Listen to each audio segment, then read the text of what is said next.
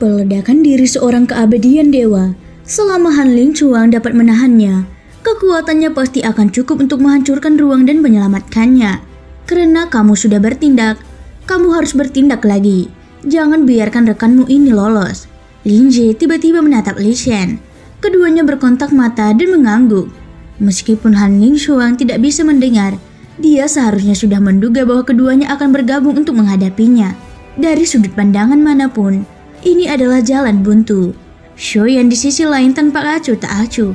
Ia tidak menyangka ketiga tim akan berbalik melawan satu sama lain secepat itu. Situasi ini tidak mengherankan. Bagaimanapun, mereka masing-masing adalah monster berusia 10.000 tahun. Jika mereka menyerang bersama-sama, mereka dapat berhasil menangkap Raja Kupu-Kupu. Tetapi jika salah seorang di antara mereka terjatuh ke dalam rawa, orang-orang lainnya bukan saja tidak akan mengulurkan tangan untuk menariknya keluar, tetapi malah akan mengangkat kaki dan menginjak-injak dengan keras untuk memastikan kematiannya. Ini adalah kenyataan yang kejam. Sekalipun seseorang telah bersikap hati-hati dan waspada sepanjang hidup, serta telah mengatasi berbagai kesulitan dengan lancar atau susah payah, seseorang tetap akan terjebak dalam situasi sulit yang tidak dapat diatasi. Itu disebut takdir. Xiaoyan merasa kecewa saat melihat ini. Pada saat ini, ketika dia melihat semua yang terjadi lagi, dia merasakan perasaan yang sama sekali berbeda di hatinya daripada sebelumnya. Dia tidak merasakan kesedihan sama sekali, dan tidak sedikit pun terpikir untuk menolongnya. Seolah-olah orang ini memang ditakdirkan mati di sini. Perasaan ini membuat hatinya sedikit bergetar. Tiba-tiba, Xiaoyan merasa bahwa dirinya telah berubah. Dia sebenarnya memiliki semacam sikap acuh tak acuh terhadap kehidupan, yang merupakan perasaan yang tidak pernah dia miliki sebelumnya. Tahanan roh, langgar batasannya dan selamatkan orang ini. Kelima jari Xiaoyan tiba-tiba menegang. Dia sebenarnya tidak ingin menyelamatkan orang ini, tetapi dia tidak tahu mengapa dia merasa begitu gelisah dalam hatinya. Ada kekuatan yang langka di matanya. Tidak masalah apakah dia menyelamatkan atau tidak. Yang membuatnya bingung dan takut adalah mengapa keadaan pikirannya seperti ini. Baiklah, aku akan melakukan apapun yang kau katakan. Aku akan menyelamatkan siapapun yang kau ingin aku selamatkan. Dan aku akan menyegel siapapun yang kau ingin aku segel. Jika kau ingin aku menyegel langit, bumi, dan seluruh dunia, aku akan menerimanya juga. Aku benar-benar tidak bisa menolak apapun padamu. Itu karena kamu, sang pemilik tahanan roh, merawatku seperti ini. Tahanan roh melayang keluar dari lengan bajunya, dan tepat saat ia hendak terbang keluar dari kepompong, Xiaoyan tiba-tiba menangkapnya. Apa yang kau lakukan, Tuan Go? Aku tidak suka disentuh. Lepaskan aku, dasar makhluk menjijikkan. Tahanan roh hampir dipenuhi dengan rasa jijik, tetapi Xiaoyan mengabaikannya. Bagaimanapun, benda ini memiliki kepribadian yang sangat aneh. Xiaoyan menganggapnya membosankan, tetapi Ye Beijing dan Xiao Yuli terhibur olehnya. Ye Beijing, kamu juga telah melihat kematian dan kehidupan. Apakah ada fluktuasi di hatimu? Xiaoyan menoleh untuk melihat Ye Beijing dan bertanya. Mendengar ini, Ye Beijing mencubit dagunya dengan jari-jarinya yang ramping, lalu menatap Han Ling Chuang di kejauhan dan menggelengkan kepalanya. Ini adalah takdirnya. Setiap kisah memiliki akhir. Ini adalah akhir hidupnya. Ini tidak ada hubungannya denganku. Tentu saja, aku tidak akan marah. Ye Beijing berkata perlahan. Jika kamu mengenalnya, bukankah hatimu akan bergetar? Xiaoyan terus bertanya. Tatapan matanya tampak penuh pertimbangan lagi, dan dapat terlihat bahwa dia benar-benar membutuhkan jawaban. Dengan level Ye Beijing saat ini, Xiaoyan bagaikan seekor semut. Tetapi tampaknya dia tidak pernah meremehkan Xiaoyan sedikit pun. Setelah berpikir dengan cermat, Ye Beijing menatap Xiaoyan dengan serius dan menjawab. Itu pertanyaan yang bagus. Aku sudah lama tidak memikirkan pertanyaan seperti ini. Dengar, sekalipun aku mengenal orang yang dalam situasi kematian, jika orang itu tidak terlalu penting bagiku, mungkin aku tidak akan mempermasalahkannya.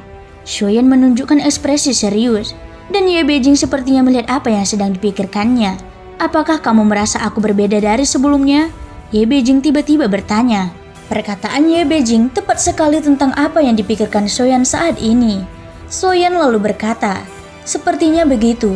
Aku merasa bahwa dulu aku baik hati, bahkan jika itu bukan urusanku, dan aku tidak mau membantu. Tetapi saat aku melihat seseorang dalam situasi kematian atau dijebak, aku akan tetap merasa sedikit emosional. Namun sekarang, aku benar-benar tidak merasakan seperti itu lagi. Shoyan merasa bahwa dia menjadi semakin acuh tak acuh dan dingin. Dia bergumam, meskipun aku bukan orang baik, aku pernah tergerak dalam situasi ini. Tetapi hanya sesaat, sekarang sudah hilang sama sekali.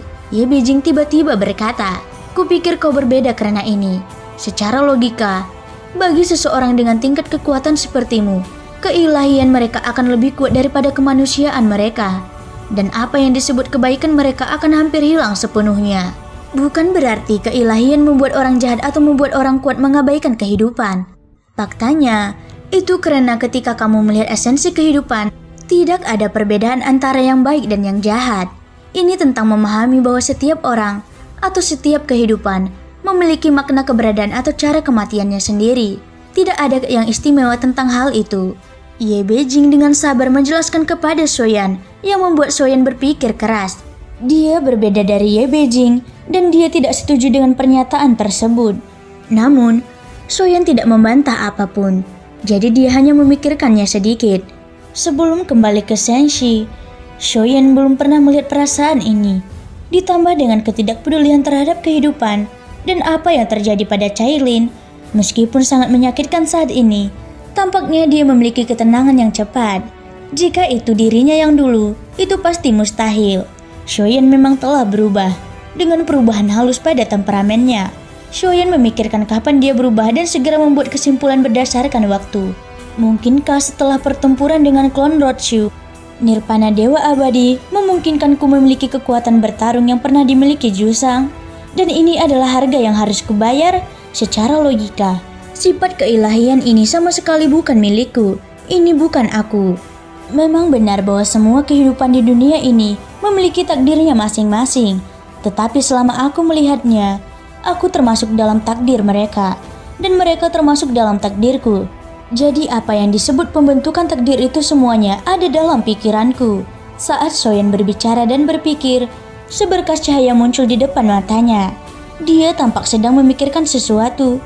Seolah-olah dia telah mengerti apa yang sedang dipikirkannya. Shoyan mengulurkan tangannya dan meraih cahaya itu, lalu menyatukannya ke dalam hatinya. Tingkat ketiga keabadian Dewa Sumber pertama. Shoyan tiba-tiba mendapatkan pencerahan saat ini. Tingkat ketiga keabadian Dewa memiliki total 9 sumber. Dan ia perlu memahami 9 jenis sumber kekuatan yang berbeda. Shoyan menyadari sumber pertama setelah ia menembus level ketiga. Itulah niat baik dalam hatinya. Dan dia dengan paksa mengeluarkan kekuatan suci ini dari tubuhnya. Nirwana melakukan ini dengan sengaja. Kekuatan suci ini menguji keteguhan hatiku. Kekuatan ini juga membuatku bisa lebih memeriksa hatiku. Shoyan bergumam dengan suara rendah. Sementara Ye Beijing menatapnya. Sungguh luar biasa. Aku hanya mengucapkan beberapa patah kata. Dan meskipun kamu juga memikirkannya, itu malah membuatmu berhasil. Sepertinya kita benar-benar ditakdirkan untuk bersama. Biarkan aku menikahimu. Ye Beijing menutup mulutnya dengan tangannya dan menatap Shoyan dengan heran. Yang terakhir memiliki pandangan serius di matanya dan mengabaikannya. Meskipun dia telah membuat terobosan, dia masih memiliki banyak perasaan yang tertanam dalam benaknya. Untuk memahami keilahian dan kemanusiaan, dan menyadari bahwa sebenarnya sangat sulit untuk mempertahankan pikiran asli seseorang selama berkultivasi.